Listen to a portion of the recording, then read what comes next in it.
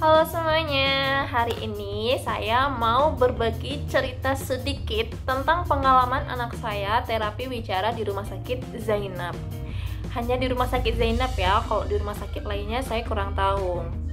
Jadi anak saya itu mulai terapi di umur 3 tahun 9 bulan di bulan September tahun 2022 sampai sekarang ini masih berlanjut. Kenapa saya pilih Rumah Sakit Zainab? Karena dari awal kehamilan saya sampai sekarang ini ya berobatnya di Rumah Sakit Zainab.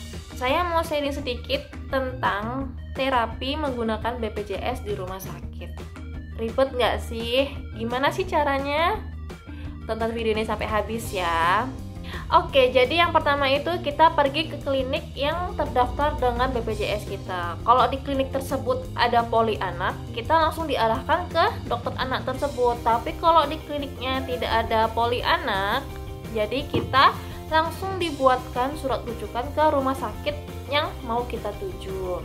Nah, yang kedua nih, selanjutnya kita membawa surat rujukan dari klinik menuju rumah sakit dan kita daftarkan.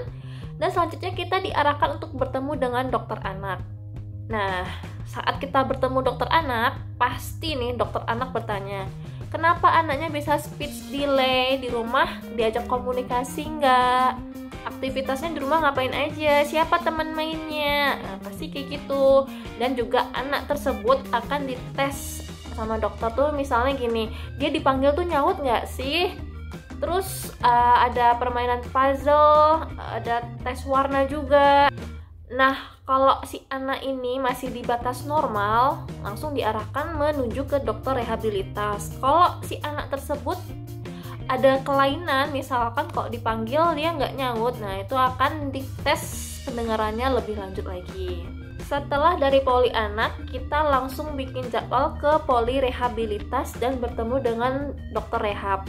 Di situ bisa menunggu sekitar 1-2 minggu. Di saat bertemu dokter rehab, nanti tes anaknya bakal lebih banyak lagi. Jadi kemarin anak saya didiagnosa tuh ada speech delay, gangguan artikulasi, sama behavior problem. Di rumah sakit ini ada 4 jenis terapi, yaitu terapi bicara, okupasi terapi, psikolog, dan yang terakhir nih terapi berjalan.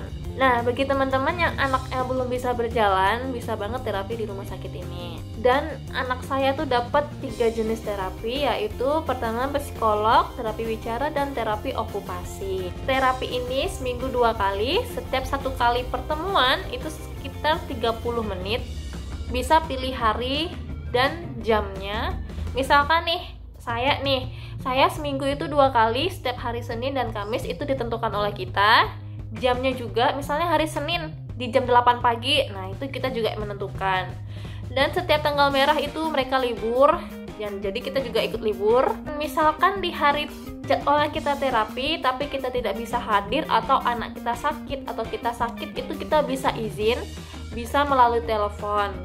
Kalau udah berjalan terapinya, kita tidak bisa berhenti sebelah pihak nih. Misalkan saya sudah 1 tahun menjalankan terapi, tetapi saya berhenti tiba-tiba gitu. Misalkan anak saya masuk sekolah, saya berhenti tidak mengkonfirmasi ke pihak rumah sakit. Nah, itu kita sudah di blacklist. Maksudnya di blacklist adalah anak kita besok tidak bisa terapi bicara di situ lagi. Dan yang terakhir nih, setiap 3 bulan sekali kita harus update surat rujukan BPJS kita dari klinik.